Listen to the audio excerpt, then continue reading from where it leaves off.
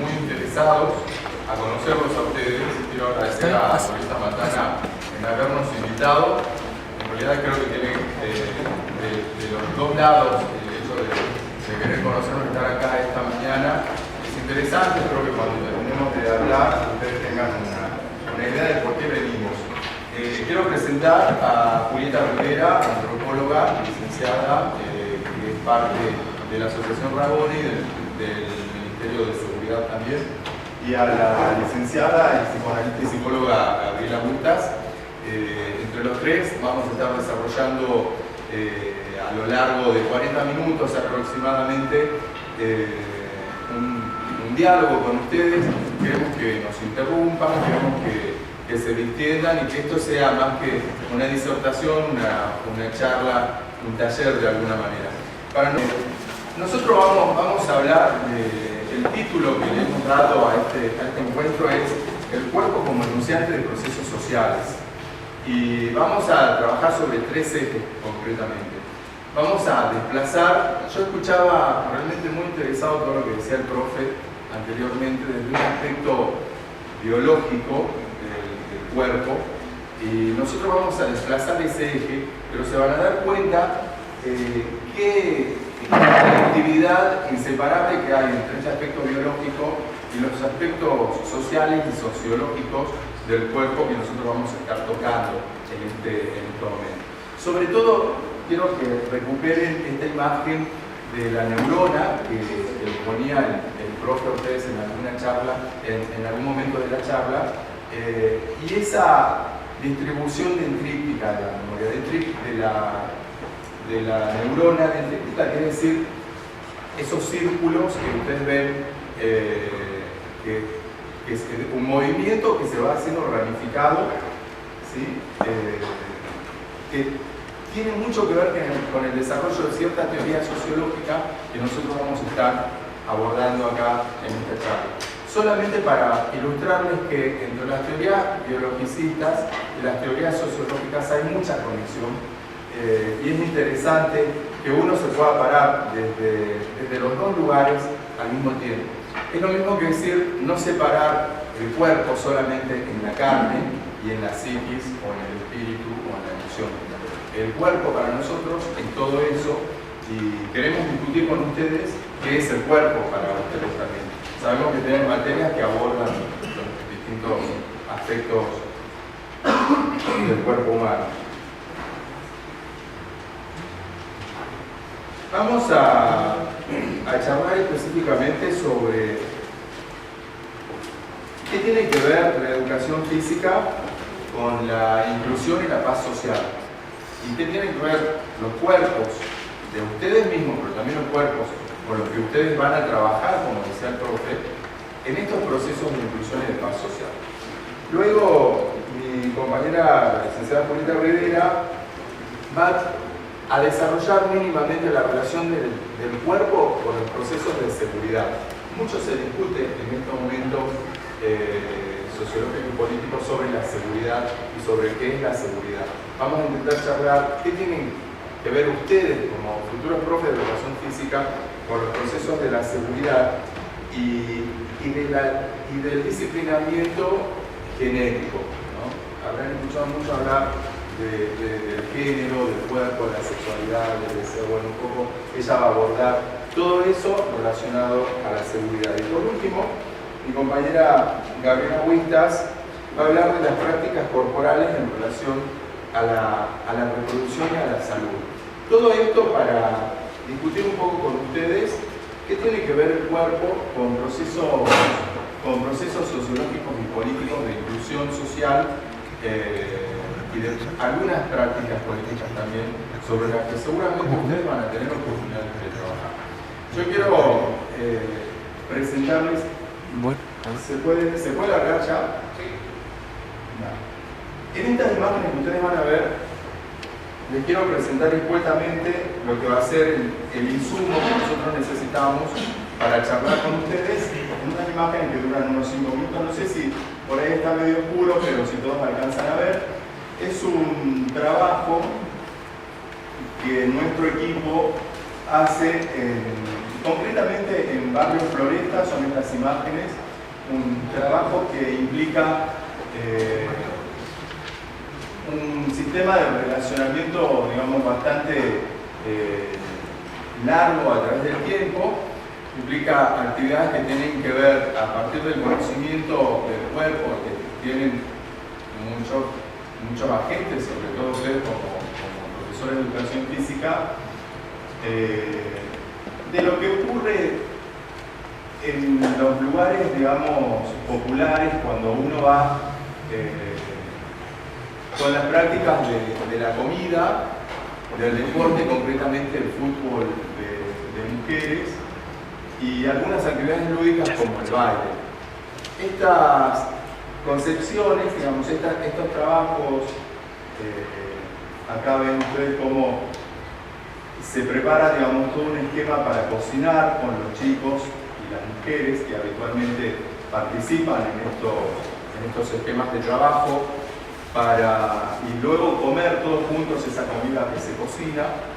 También en algún momento van a haber escenas de baile y escenas de actividad deportiva, concretamente fútbol para mujeres, solamente mujeres, que implica una modalidad relacional, digamos, luego lo va a explicar un poco mi compañera Julieta, que tiene que ver con procesos sociales muy característicos que ocurren con las mujeres, cuando las mujeres se juntan a jugar al fútbol, que está pensado como un deporte tal vez netamente masculino, por lo menos en términos dominantes, si bien hoy hay muchísimas mujeres que juegan al fútbol.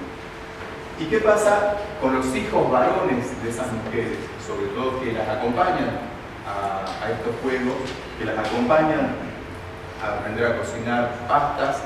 Acá yo quiero presentarles a dos profes, a un profe de educación física, allá Antonio Agüero, que es quien desarrolla gran parte de estas prácticas. Antonio es un estudiante avanzado, ya prácticamente se recibe en la Universidad Católica, y a Darío, acá adelante, y también, digamos, desde otra formación que no tiene que ver con la educación física, pero que es un dinamizador realmente muy importante a la hora, digamos, de hacer del cuerpo un vector de actividades lúdicas, concretamente con lo que tiene que ver con la comida, con la cocina y con todo lo que pasa con los cuerpos en la cocina. Esto maneja muy bien Darío. No es chef, les quiero aclarar, pero bien podría ser. Solamente para pensar cómo les cuento esto para que piensen cómo otras actividades, cómo otras áreas de conocimiento se intersectan, como esta cuestión neuronal que decía recién el profe, creando esta red de circulación de sentidos, de impulsos neuronales, de impulsos nerviosos, de impulsos vitales también, para construir intervenciones sobre lo social a partir del cuerpo.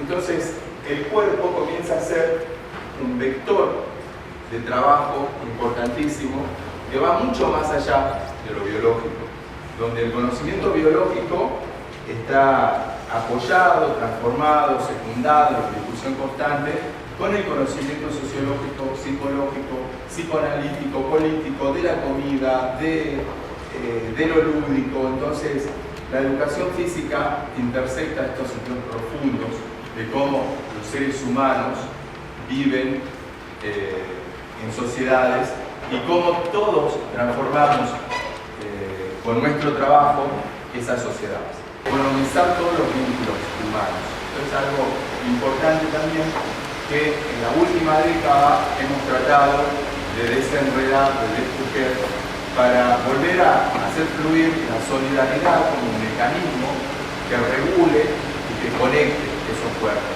Darle otro sentido simbólico a esa red neuronal que ustedes veían hace un rato acá, a través de un discurso biologizante y biologicista en la sociedad, pero que está totalmente conectado con otros discursos simbólicos, sociológicos. Es entender, es poder decodificar inteligentemente lo que el otro está sintiendo, lo que el otro está pensando, y cuestionarse por qué siente y piensa de esa manera. Entonces, un poco, cuando el profe decía también hoy en Internet, nos abre la ventana al mundo, pero también nos implica reproducir mecánicamente un montón de discursos vacíos, porque no hay filtros, tiene que ver con esto también. Esa herramienta visual que es Internet nos lleva a perder también el sentido de interrogar qué es lo que estamos viendo, y ahí perdemos la integración simbólica. El cuerpo es el lugar por excelencia de esa integración simbólica. Lo que somos en carne, ¿sí? La manera en que nos movemos, en que nos miramos, en que nos tocamos, en que nos sentimos, en que nos olemos, lo que compromete absolutamente todos los sentidos, es el mayor lugar, el lugar más potente de esa integración simbólica para darle sentido a toda nuestra vida. Por eso es el lugar primario para construir, para interrogar también qué procesos políticos queremos formar, qué sujetos queremos ser y cómo podemos emanciparnos. Cuando digo emanciparnos, estoy pensando nada más ni nada menos que vivir en una sociedad donde seamos libres. Y libre significa tener comida, tener trabajo, tener salud y tener un deseo activo de encontrarse con el otro. Esto quiere decir ser solidarios y no individualistas. Los estoy viendo un poco cansados, así que yo voy a ir cerrando con dos ideas básicas en función de lo que quiero terminar de decir, para luego darle la palabra a mi compañera Julieta y a Gabriela Williams.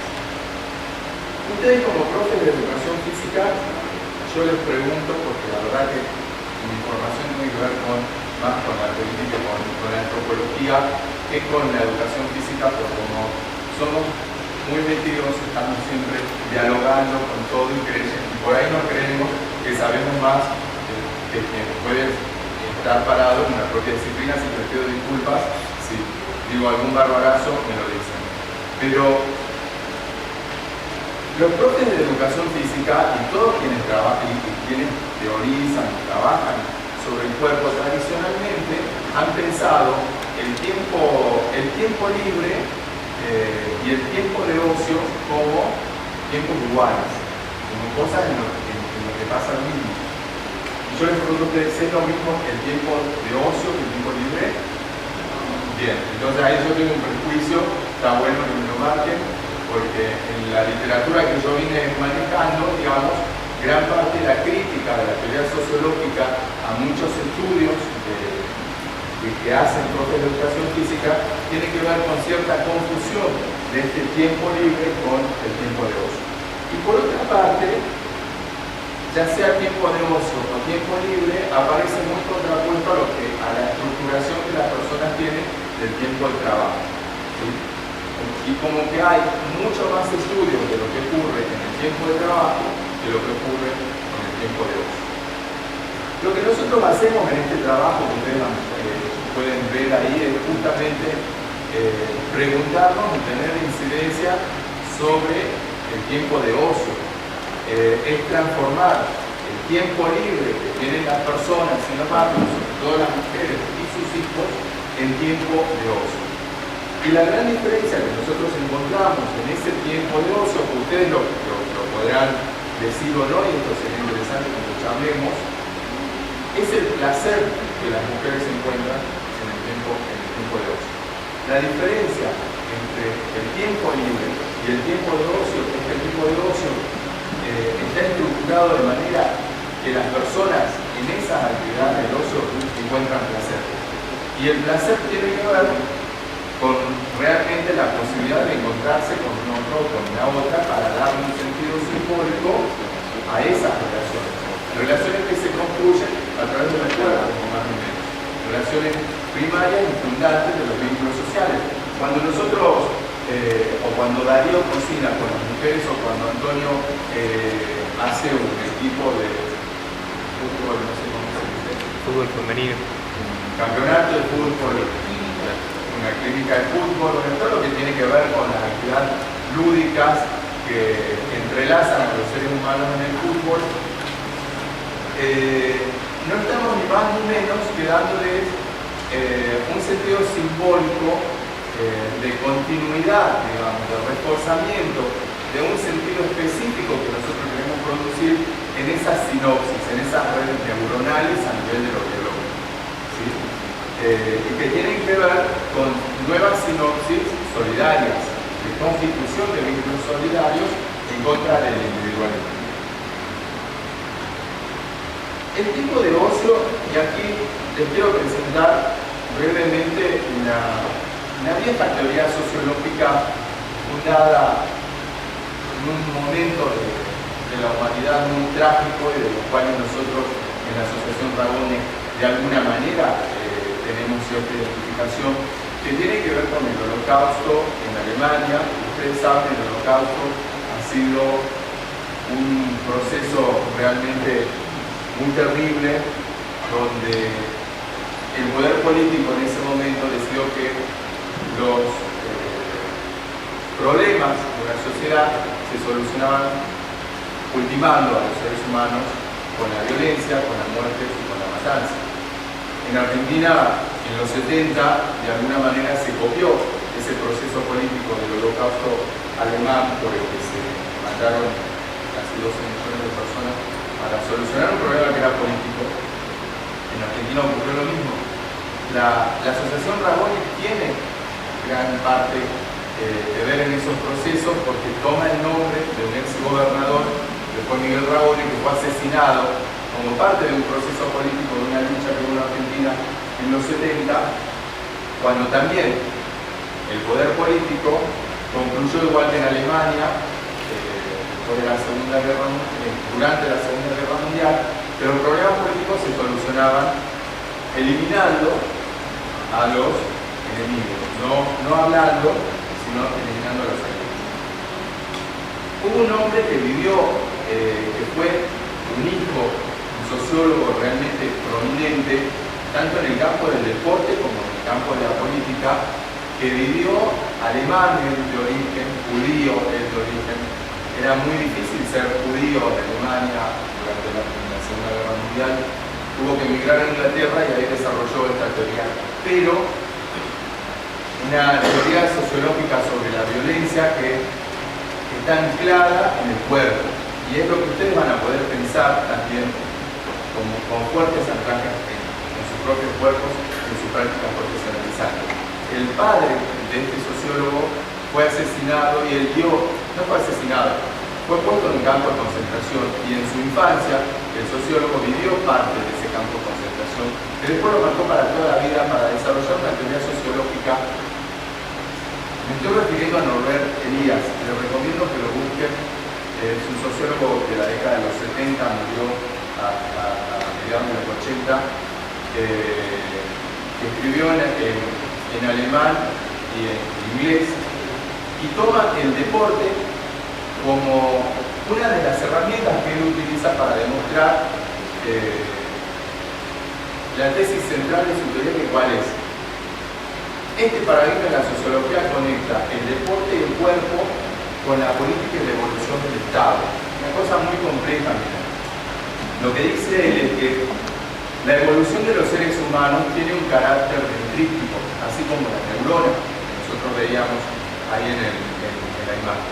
Que los seres humanos no hay una evolución lineal como marcó Darwin, que venimos en un proceso de millones de años. Es un modelo que habla de una linealidad y que los seres humanos siempre van a evolucionar. Lo que dice él es: los seres humanos evolucionan y contraevolucionan. Es como el sentido del crecimiento del tríptico de la neurona, que crece y puede crecer por acá, puede crecer por acá. Siempre en un largo sentido de la historia del tiempo uno va a ver una evolución. Pero esa evolución encierra también contraevoluciones. En un tiempo de paz encierra también procesos de violencia interna. El momento de vida primigenia de Norbert Elias lo lleva a desarrollar una teoría de la violencia, de la evolución de la violencia, ligada a la evolución del Estado, al surgimiento del Estado moderno, que no es ni más ni menos que la manera en que hoy vivimos los seres humanos, en Estados modernos, con los sistemas políticos que tenemos y demás. Esa teoría pone en el centro del cambio al cuerpo humano. Y lo que hace Elías es mostrar cómo el deporte ha surgido en la cultura occidental como una manera de pacificar las relaciones que los seres humanos tenemos. El deporte es básicamente violencia sublimada, no sé qué dirán ustedes, pero los juegos deportivos, a partir de las reglas escritas muchas veces, o de las reglas de honor que tienen los deportistas, lo que hace es canalizar la violencia innata que los seres humanos tenemos en juegos que nos permiten sublimar un montón de cosas. Y a partir de la sublimación de esa violencia innata que tenemos los seres humanos, se puede construir la cultura, se puede construir simbología, se puede construir solidaridad o se puede construir una instrucción en muerte también, ¿no? Yo voy a terminar leyéndoles un pequeño párrafo tomado por Elías de un jugador de rugby en 1850.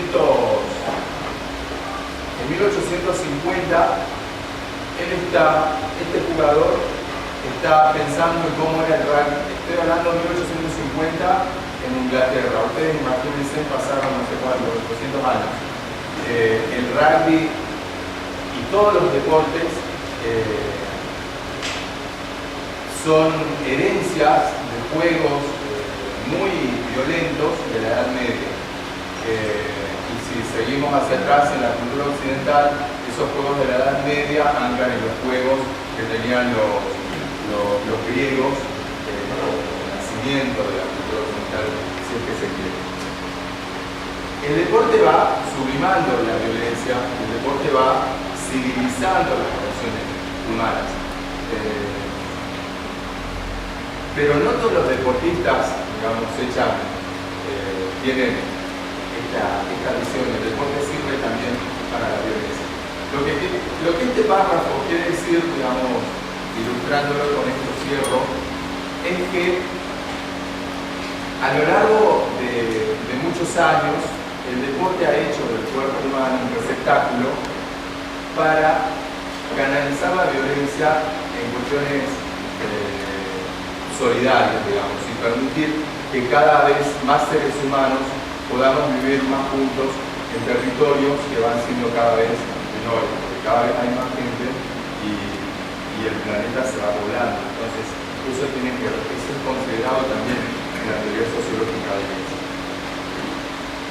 Ustedes habrán escuchado, y si no también, y antes de terminar con la lectura de este párrafo, indaguen cómo se concebía el deporte en los abuelos de ustedes, o si tienen oportunidad de ir más allá, con sus tatarabuelos, que era un mejor deportista, que era un deportista más rudo, que era un deportista más solidario, más bueno, un deportista que cumplía mejor las reglas, y piensen cómo se va transformando el deporte como un juego que conecta a los seres humanos, y piensen también qué tipo de deporte, qué tipo de actividades, de prácticas profesionales ustedes quieren sostener en sus propios prácticas. Este hombre de 1850 recuerda, ya siendo viejo, sus primeros juegos de rugby en 1820. Es un hombre que tiene aproximadamente 80 años cuando escribe esto, un jugador de rugby que está triste porque el rugby en 1850 era ya para él un juego de señoritas, comparándolo con el rugby de 1830 en Inglaterra. Y él dice así: tendrían que haber visto los scouts, yo no tengo idea de lo que es un scout, ustedes deben saber, pero bueno, en el partido del sexto curso de hace 2 años, ¿no? Él está en 1850, está hablando de... A los tipos les importaba un bledo la pelota. salvo cuando proporcionaba un pretexto aceptable para patear al contrario. Recuerdo un scrum. Ya llevábamos 5 minutos tirándonos puntapiés y como si nada. De hecho, los muchachos apenas habían comenzado a entrar en calor cuando un espectador nos informó de que la pelota nos ofrecía nuestra oportunidad en lo alto de la isla. Y entonces, allí estaba Topi Walter, el pateador más importante del grupo del sexto. Caray, nada más ingresar en la escuela, incapacitó a 10 compañeros para la temporada y envió a casa a otra media docena para lo que quedaba. Solo verlo salir de un scrum bastaba para que las señoras chillaran y se desmayaran. Válgame Dios, ese hombre. Ahora, lo que más gusta es presenciar un scrum, para mayor vergüenza nuestra. Y entonces no había nada de ese juego esquivando bajo cuerda la pelota que se practica ahora. Nada de pasarla de largo de uno a otro. Todo el juego era viril y directo. Si dejar ir el balón una vez que ya estabas en un scrum era considerada una transgresión de las reglas tan flagrante como recogerlo estando fuera de su campo. Tampoco se veía entonces que ningún jugador escurriera el bulto tratando de zafarse de los scrums como se ve todo el tiempo hoy en día. Lo consideraban a uno indigno si no estaba cubierto de pies a cabeza con la madre tierra a los 10 minutos de comenzado el partido. Hoy en cambio, maldita sea, ni siquiera se nos da la oportunidad de presenciar una caída como es debido. Y no es de extrañar, viendo a esos jovencitos dandis caminar como si nada, atravesando el terreno de juego con afectación, y como si sus delicados huesos fuesen a quebrarse al más mínimo contacto violento con la pelota, y los cuelguen. Si dentro de poco los veremos jugar con sus zapatos de domingo y con guantes de color lila. Mi regla a seguir es pégale fuerte al balón cuando lo veas cerca, y si no está, pues pégale al jugador que al lado tengas. Esto es lo que,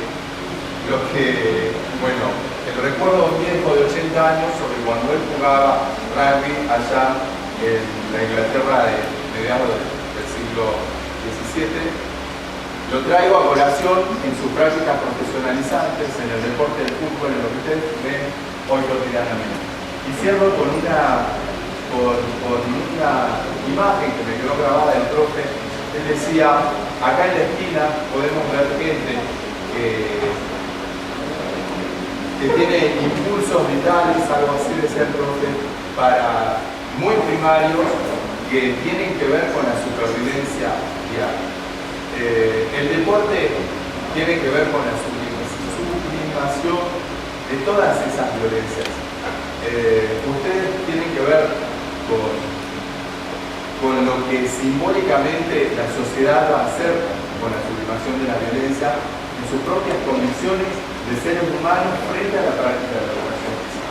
Cuando salgan de este colegio, cuando sean profes, cuando hagan trabajos como lo que nosotros estamos haciendo con los compañeros acá, con lo que veían ustedes recién.